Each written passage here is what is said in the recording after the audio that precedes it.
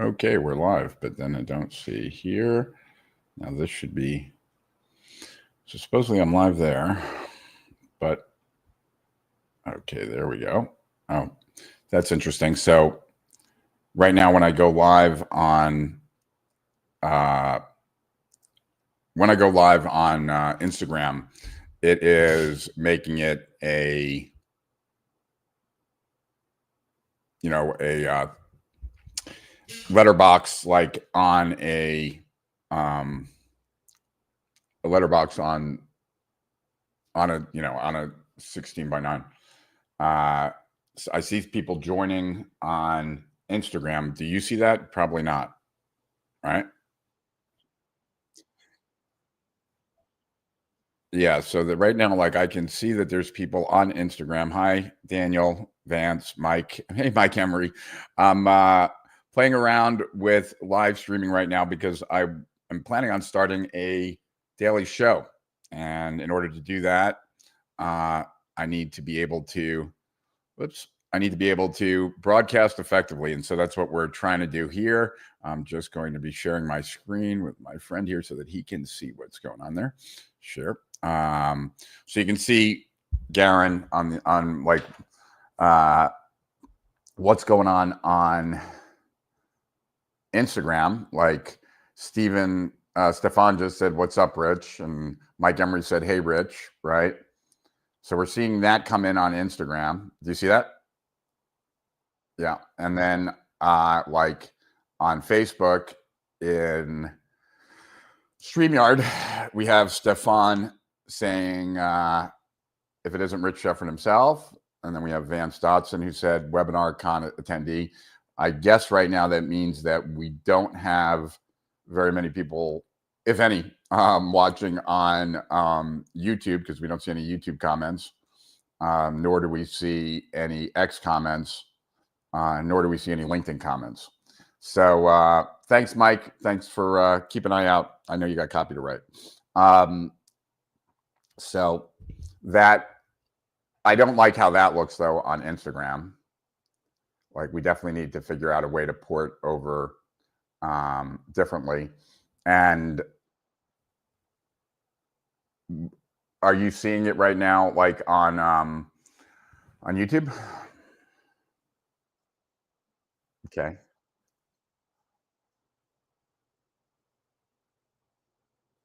Yeah. Stefan, all of the comments so far, though, I see is in Facebook. What's the username in? I think it's Strategic Profits is the channel on YouTube.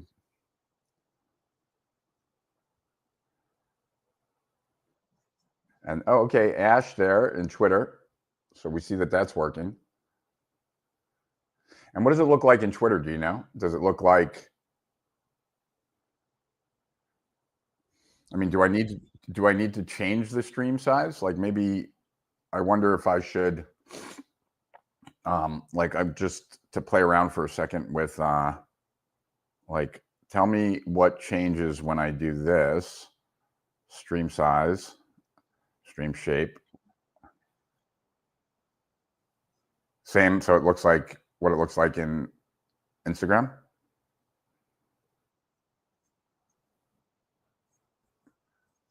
Full screen.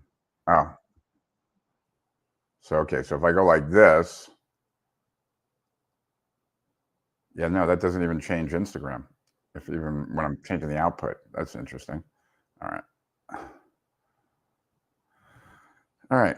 And then I see, all right. So what's the YouTube username? I think it's just Strategic Profits, Stephanos. All right. And oh, this is cool. Okay. We got a comment from Chuck. So YouTube is live. Awesome. Instagram Ash is the real Rich Sheffrin, is where that's on. And let's see. So what are we thinking, Garen?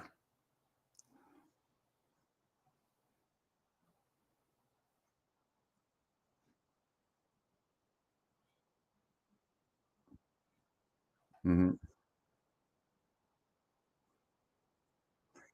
Yeah. So like right now, so for example, if you were to, I think, click on any of the comments, they would come up on screen.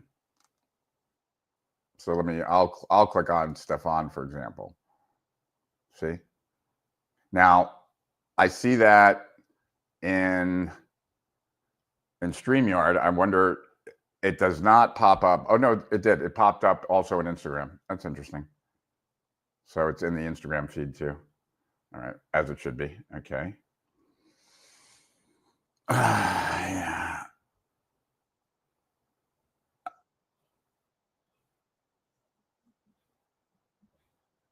Hmm.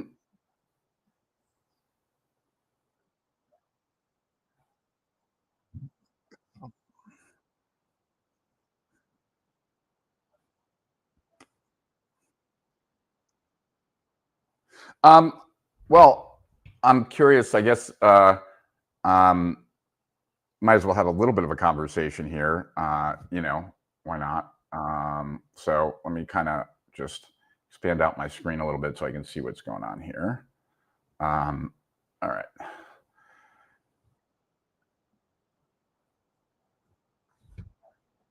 Yeah.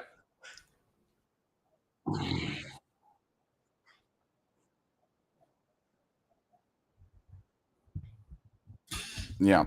The so the for those few people that are here right now, I'm seeing about 11 people in total. I think about 2 people from Instagram and 9 people from other channels. So not exactly beating the door down, but that's okay, because we didn't even talk about doing this, and we just turned on the switches really to make sure that we could broadcast using Ecamm into StreamYard and then StreamYard into multiple ports. And the reason we were testing that is that I want to start a morning show. And the reason I want to start a morning show is that I feel like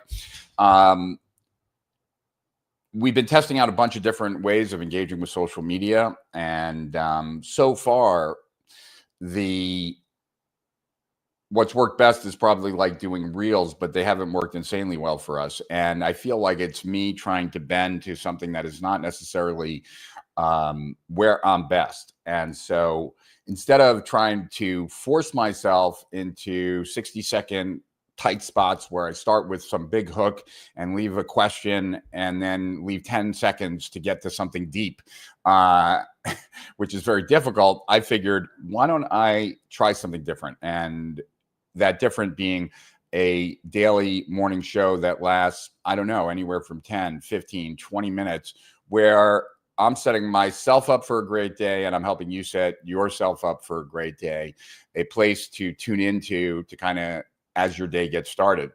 And so along those lines, I'm curious if, we've got a few people on right now, and I'm just curious if any of you have anything specific that you would love for me to focus on a daily show. And what I'm thinking right now is that each day might have a different theme, and then cycle through it. So this would be like a Monday through Friday.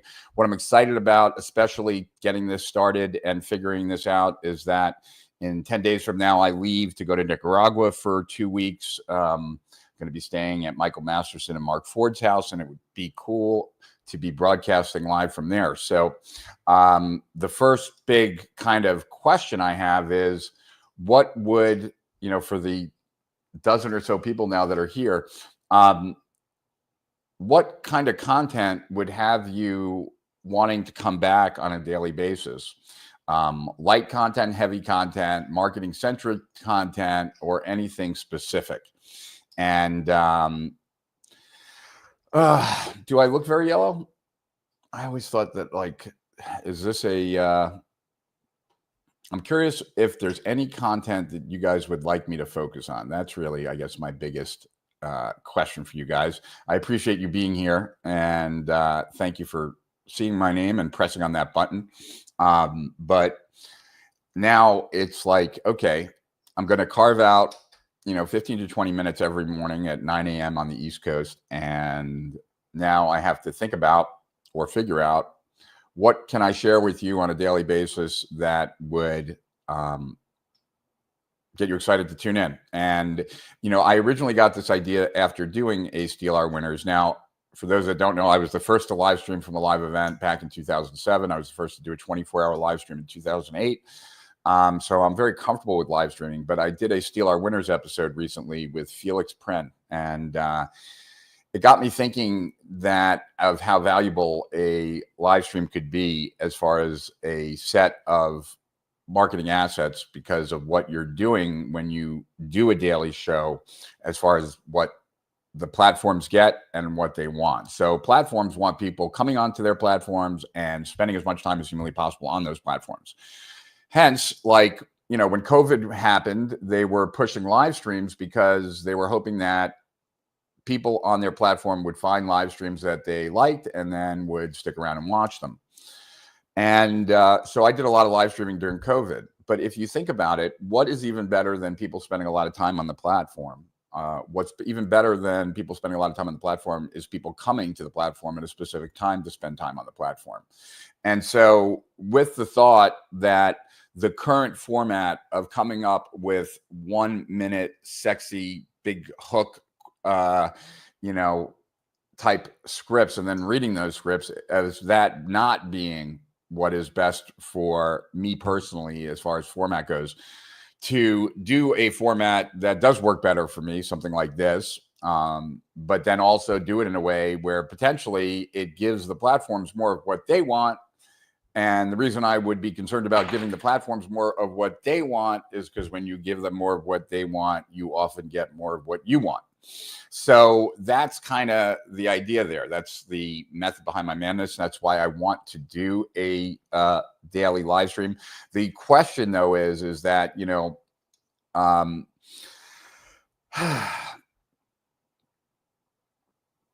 is there content that can be too challenging for the morning, let's say? Is there content that really sets up the day to be exciting and beneficial, right?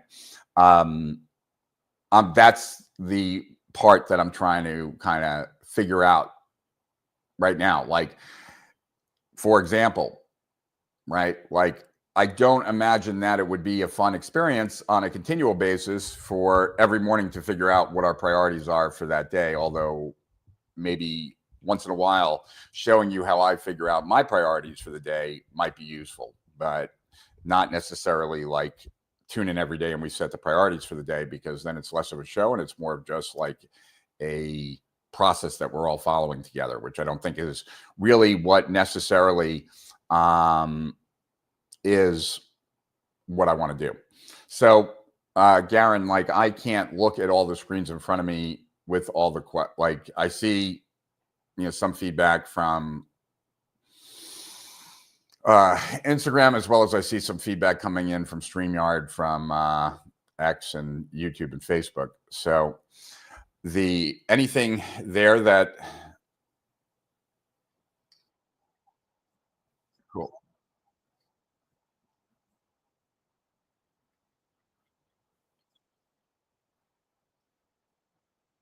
Got it. So another thing that we're going to have to figure out, right? So what I have, just because you guys can't hear it, I have a peer of mine on the other side of my screen to help me produce this. Now, in the past, whenever I've done a live stream, I've just done it myself. I've turned on the switches and been done with it, and kind of just showed up and talked about whatever. But because this show is going to be more structured, I didn't think that that was necessarily best.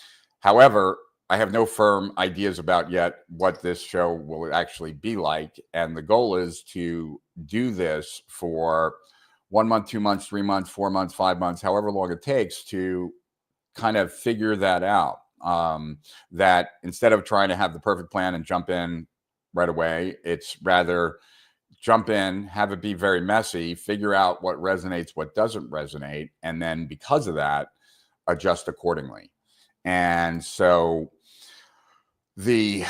right now, for example, I do not have any skill in being able to listen to what Garen has to tell me and be able to speak at the same time. And therefore, when Garen's talking to me, if I'm listening, there's just dead air and you just see me standing here, which is probably not a great idea.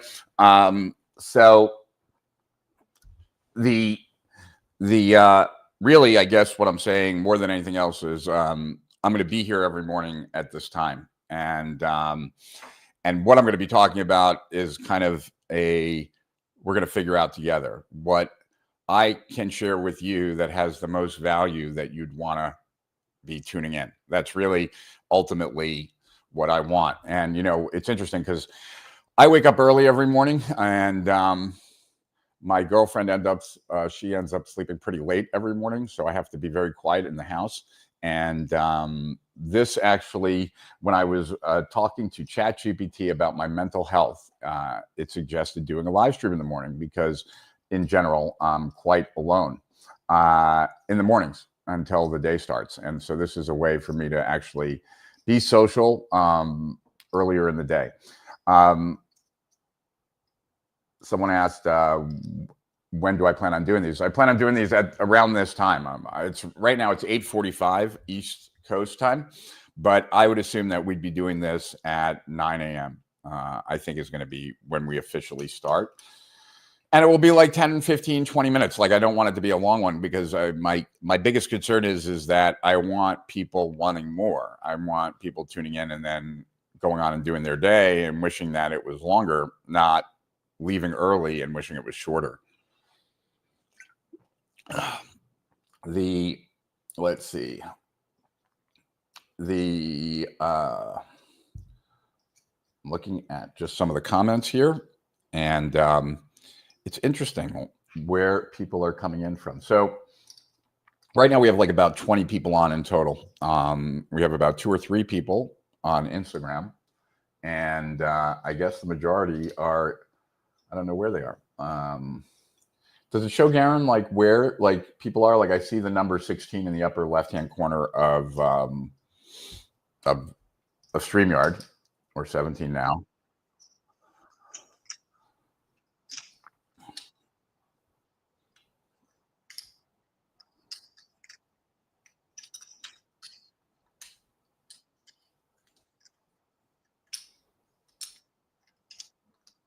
Got it.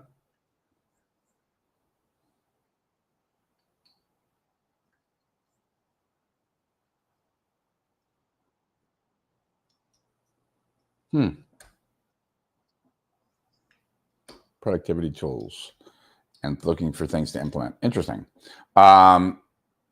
Justin asked me, what do I want to talk about? Interesting. Probably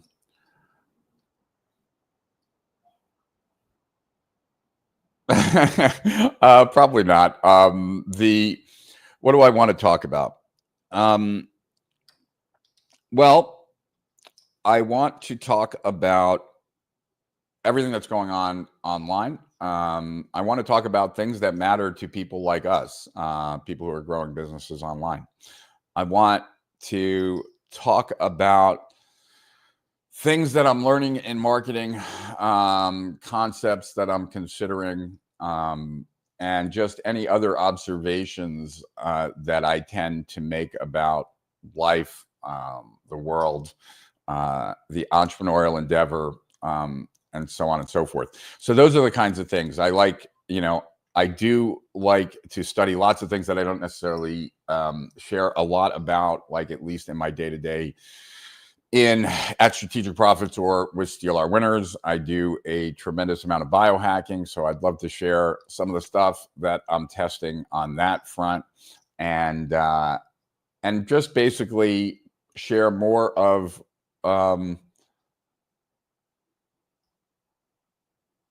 my life that I think might matter and might be useful.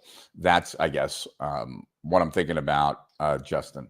And can you talk about how you win the week and win the day? Yeah, it's interesting. I was writing in my journal last night, and it's so interesting. I don't know how many of you keep a journal, but I find that if I don't keep a journal, there is really not very much deep thinking that is going on in my life, and that I really rely on a journal to kind of really think through what I need to be working on, what's important, how I'm feeling, all those kinds of things. And quite often I have resistance to opening up my journal to get started. But then as soon as I start writing, I'm happy that I did. And I'm wonder what that initial resistance was about.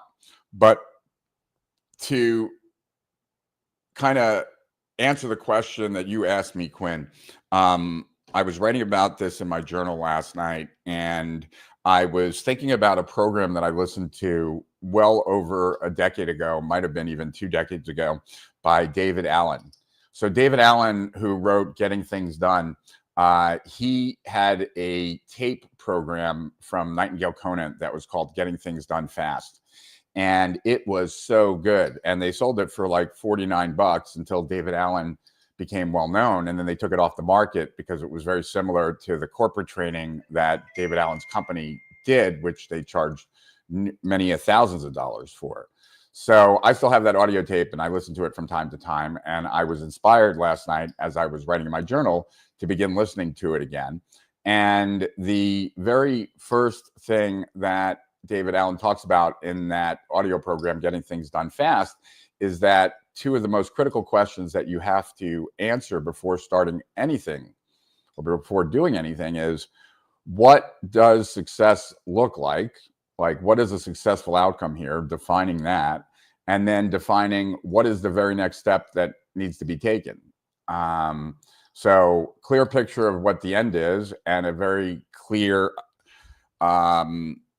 and clarity about the very next thing that you can do, right? Because you can't do a project. This is like a David Allen thing. You can't do a project. You do actions, but actions make up a project. But a lot of times people have a to-do list with things on their to-do list that are not actual actions. They're projects, and you can't do a project. You can do an action. So knowing what a successful outcome is, and then knowing what the very next step is, are kind of 2 very critical questions to start the process. And it is those questions, right, that you could kind of think about to even answer the question that you asked me, Quinn, which is, can I talk about how you win the week or win the day? So winning the day, what does that look like? Like, how would you know you won the day at the end of the day? What would need to be different than right now? What would need to be true that is not true right now? In other words, before you can actually win the day, you have to define, what does that mean? What does that look like? You will know you won the day when X, Y, and Z happens, right?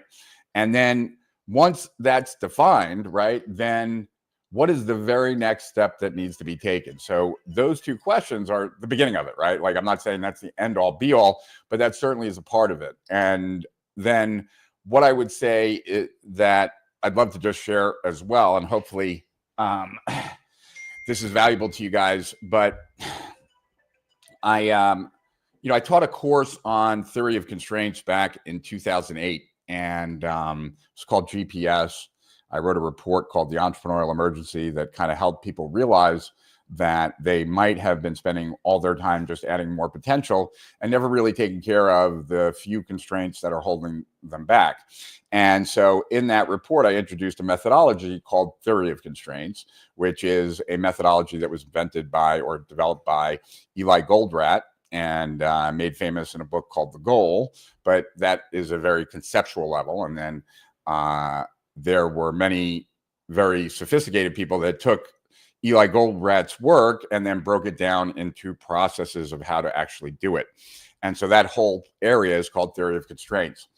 And it's a way of doing an analysis that allows you to kind of uncover what are the biggest leverage points in a business, what are the biggest things that if changed would make the biggest difference, right? So it's based on the idea that every system has a goal, and no system creates an infinite amount of that goal. So there's always something that is constraining it from getting an infinite amount. And the idea behind theory of constraints is that you want to be able to choose where the constraint is, not have it be thrusted upon you. Anyway, in order to go through this very complicated, but yet very powerful business optimization process, the very first step that you take, and that's what I wanted to talk about because it relates to what you asked as well, Quinn. The very first task that you do in theory of constraints is you do what's called the goal map. And you do a goal map because you want to create the parameters of the system. In other words, after we create the goal map, we're going to ask a question as to what's not working, why don't we have what we want, etc. But in order to answer those questions, like what's not working in the business, why don't we have what we want to make sure that we're not just like bringing up all kinds of problems that are not necessarily related to getting to our goal. So we only want to surface problems that are defined within the boundaries of the system. And so the very first kind of chart or very first step in theory of constraints is you're defining the system. And in order to define the system, you need a map that really has 3 levels on it, or a diagram that has 3 levels on it. On the first level is the goal, like to make $1 million this year and every year from this day forward, or something like that. Below the goal is what's called critical success factors. And critical success factors are what's necessary in order to have the goal, but only what's necessary. In other words, if you had what you labeled as critical success factors, the goal would happen automatically. Like there's nothing else to be done. In other words, when you have this, this, and this, when you have oxygen, a spark, and something flammable, you have fire, period, right? Like the goal is fire, but once you have these 3 critical success factors, it happens automatically. A spark, oxygen, something flammable, right? So that is one layer below, critical success factors. This all will make sense and be useful for you in a second. And then below that is necessary conditions, which are only what is necessary for those critical success factors to happen. Now, there's no benefit to do this map that I just explained in and of itself, right? Like, because it really is the first map that you're then going to be building off of. You're going to ask yourself in the next map, why don't I have that now? And now you're going to surface a bunch of problems, and then you're going to do a root cause analysis on it. But the reason, so that's the purpose in theory of constraints of why you do this goal map. But there's another really interesting reason to do this goal map, and that's why I'm bringing it up. Because when you look at what your goal is, and then you think about your critical success factors, what you should realize if you do the exercise correct and you really think about it correctly, is how few things there are that really are critical success factors. There are many things that are nice to have. There are many things that could be useful. There are many things that might make a difference, but there are very few things that are absolutely critical and essential, right? So the trick in doing a goal map is to recognize what are the few things that actually drive the engine of what it is you're trying to achieve. So that is really the benefit of the goal map. I know that by talking about it and not showing it to you, it might be a little bit more challenging for you to get it. But, you know, the idea is that while having like a big social media presence might be nice, is it absolutely essential? Could you not have a successful business if you didn't have it? And if the answer is no, I could have a successful business without it, like it is possible, then it is not necessary, right? Like it is not critical. It might be nice to have, it might be useful, it might be a lot of things, but it isn't critical. And so one of the ways to kind of set yourself up for success in the week or in the day is one, being pretty clear about what success looks like, right? What is that outcome that you're trying to achieve? And if you don't know what you being switched on for the day looks like, then guess what? You're probably not going to be. So what is this, what does it look like? And then what's the very next step to get started? And then making sure that you're only focusing on those few things that are actually critical. Because if you're not absolutely clear of what's truly essential, then the flip side of that is that you're spending lots of time on non-essential things. And you can't get away from that unless you've defined and clarified exactly what is essential. And most people don't. And that's why most people are incredibly inefficient. That's why most people spend 10 hours getting 2 hours of work done. And that's why most entrepreneurs do not succeed, for these kinds of reasons. So the way that I get myself to my best is spending time journaling, defining what outcomes are most critical to my goals, clarifying what that looks like when it's done, and then getting very clear of like what is the very next step that I can take on that, and how and where and when am I going to take that very next step. And I find that the fewer things I focus on, the better, right? That it is always on the days that I add 30 things to a list that I end up getting almost nothing done, or only the less important things. So hopefully that was interesting, Quinn.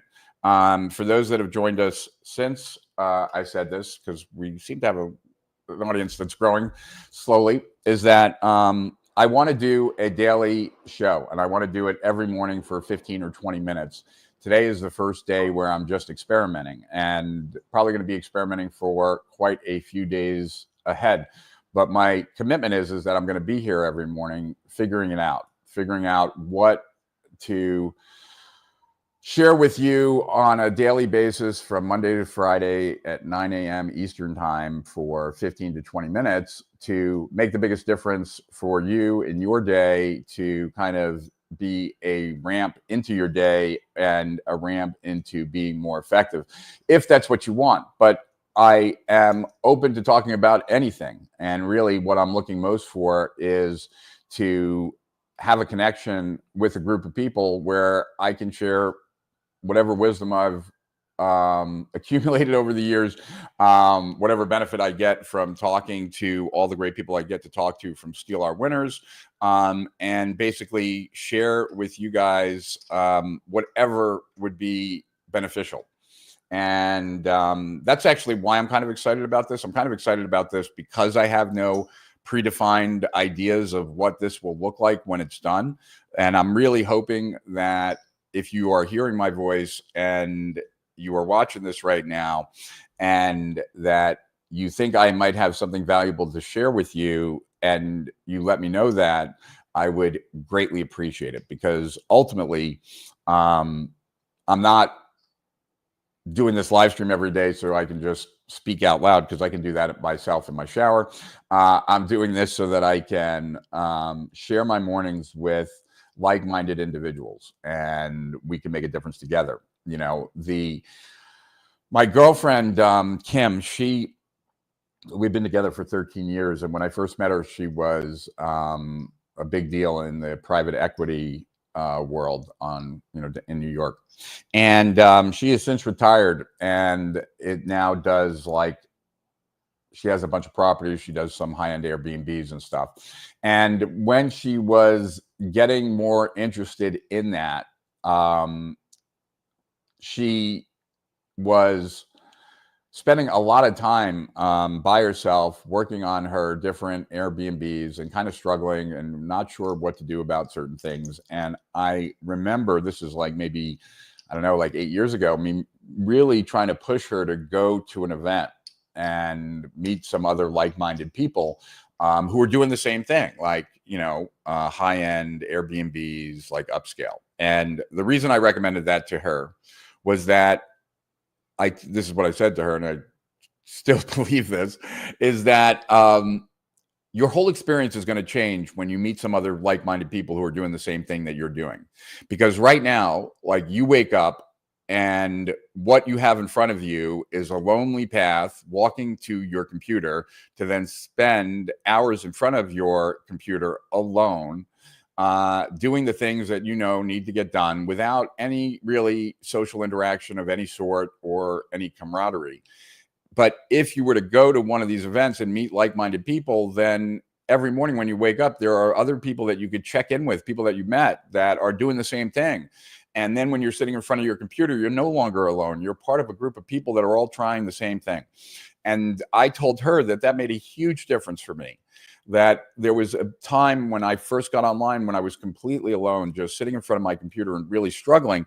And when I went to the first internet marketing seminar that I ever went to, which was a big seminar, and met other people who were doing the same thing I was doing, and I became friends with them, and I stayed in touch with them, then every day that I was working on my business online, I was no longer doing it alone. I was doing it with some other people that I now had a virtual connection to, at least.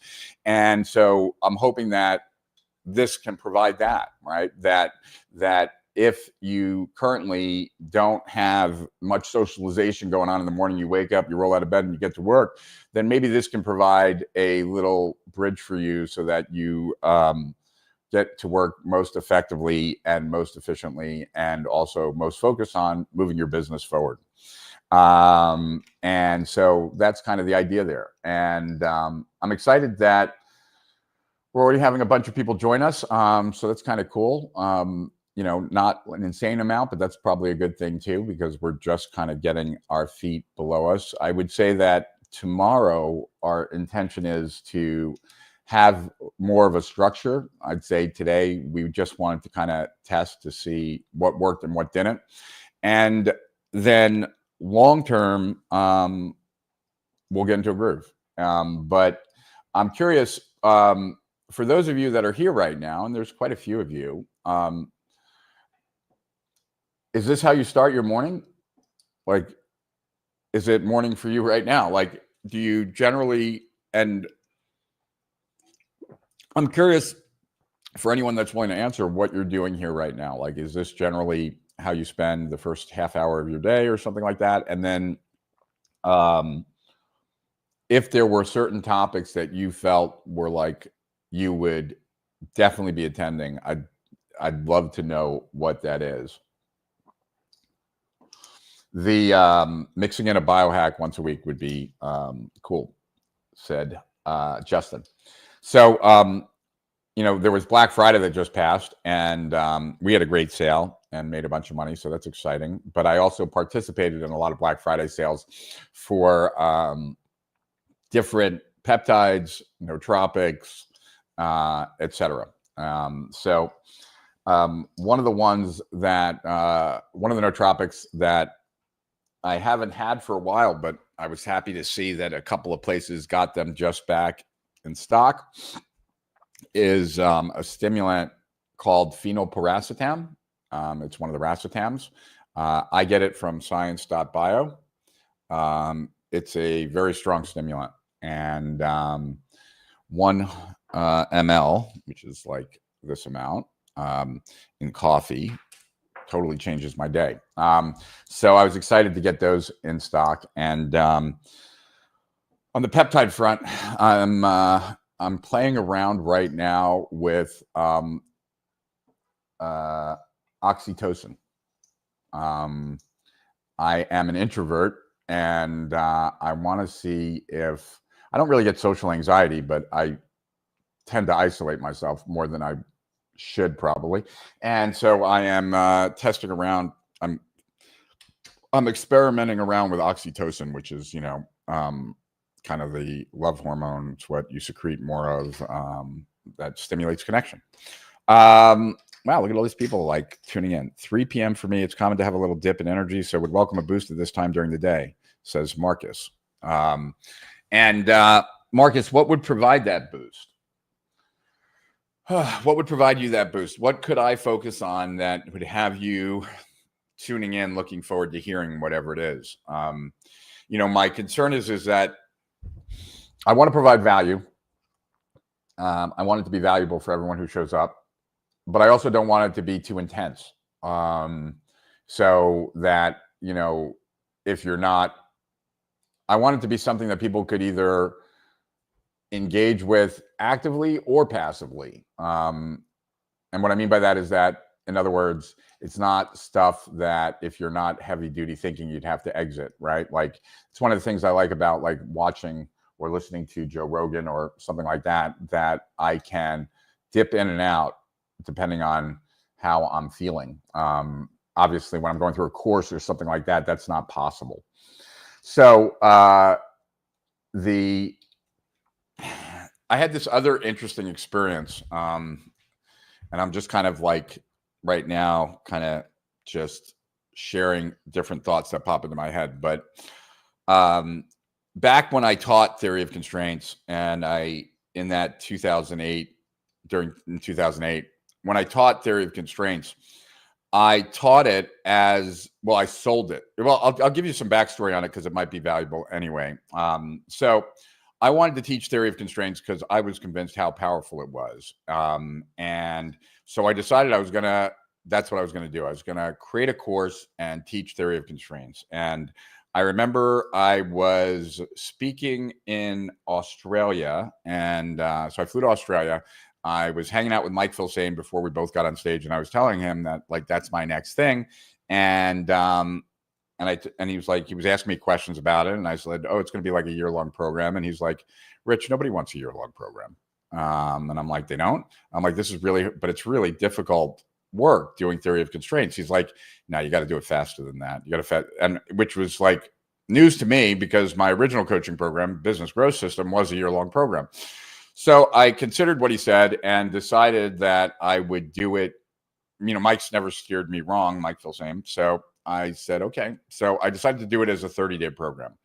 And in order to teach theory of constraints in 30 days, I was going to teach it, every day, live streaming.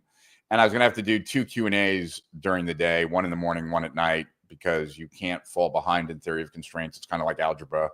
You won't understand future lessons if you don't understand today's lesson. And so my schedule during that, and I taught it as a 30-day program, and I ended up, though, taking me 45 days to teach it.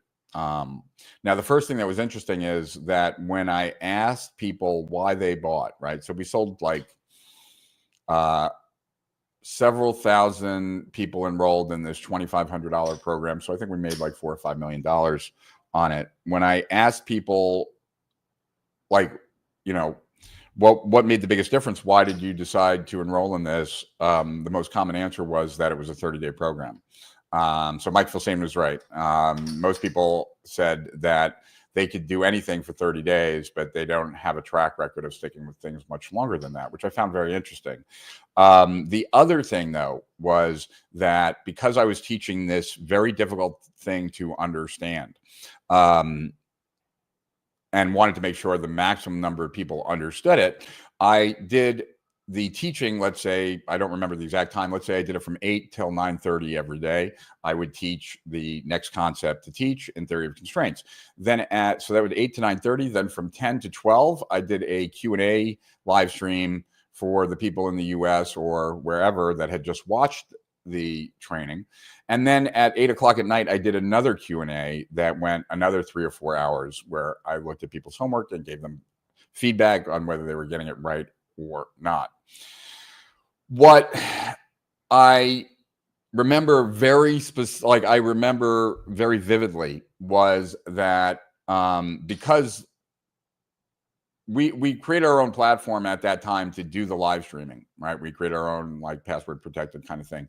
And so I had these 2,000 plus people tuning in every day at a specific time. And there was a chat going on. You could privately message people, etc. And I remember telling my team, like, 2 weeks into it, it's like, I don't even know if I need to be here anymore. Now, obviously, I have to teach people, so I have to be here. But it feels like we've developed a little bit of a community, and that everyone here knows everyone else here. And this has become part of their kind of ritual of logging in from 8 to 9:30 Eastern time in the morning, and watching Rich and discussing amongst ourselves different things. And so my hope is that by having something at a standard time, and by developing a ritual, that you not only actually connect with my content and actually enjoy starting your day with me, but that you find like-minded people in the chat that are also starting their day that way, and potentially can make some connections with other people. Because being on the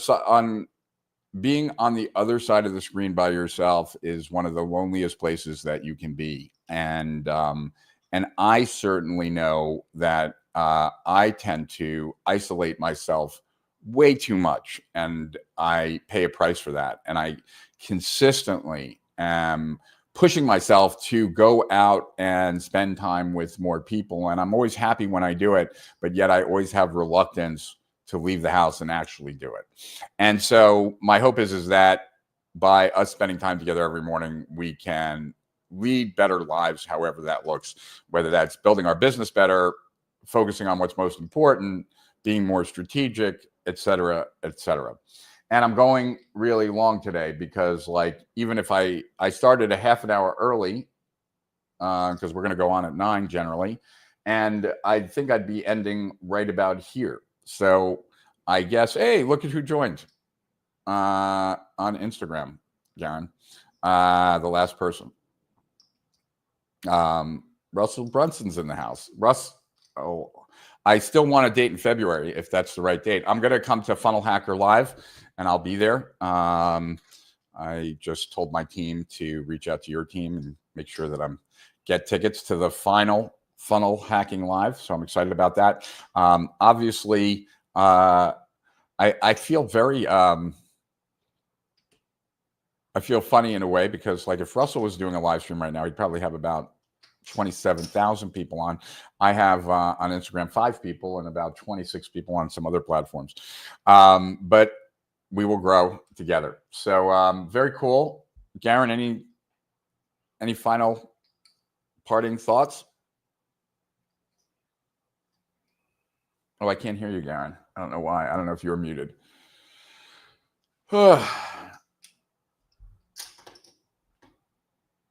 I would love to learn theory of constraints and 80-20 that theory.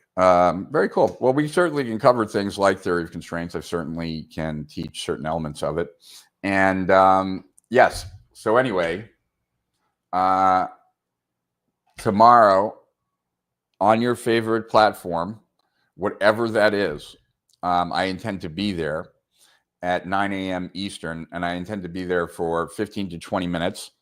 And I intend to share valuable things that, guided by you, helping me kind of figure out what would be the best stuff to share. Some people are mentioning, like Alexander here, right? About like the live streams I've done in the past, but the live streams I've done in the past were me just showing up and talking about whatever, kind of like what I'm doing right here. And I'm very comfortable doing that.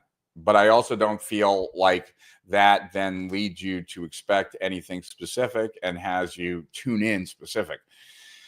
So my goal is actually to do something better than that, to do something better than me just showing up and talking about whatever it is that happens to be on my mind. And so with that said, right, that's why I want to kind of figure out a way that we can be predictable, but yet also deliver insane value. So with that said, I think we'll wrap here, just because I think I'll just beat a dead horse by doing anything more today. But thanks for being here. Thanks for sharing your thoughts if you did. We've got a bunch of comments on some of the other platforms, a few comments on Instagram, but we'll review them all, and then we'll be here tomorrow and hopefully just be a little bit better than we were today. And if each day we get a little bit better, then by 2025, we will be in the right place, and we will be then establishing a show that people watch every morning. So thanks to Higher Profits Beyond. Rich Sheffrin over and out. I got my friend Garen on the other side of the screen that you can't see, but he says goodbye too. And I will speak to everyone tomorrow at 9 a.m. Eastern time. And or maybe you and I will talk before then if we're connected in some other way. But until then, Higher Profits Beyond, Rich Sheffrin over and out.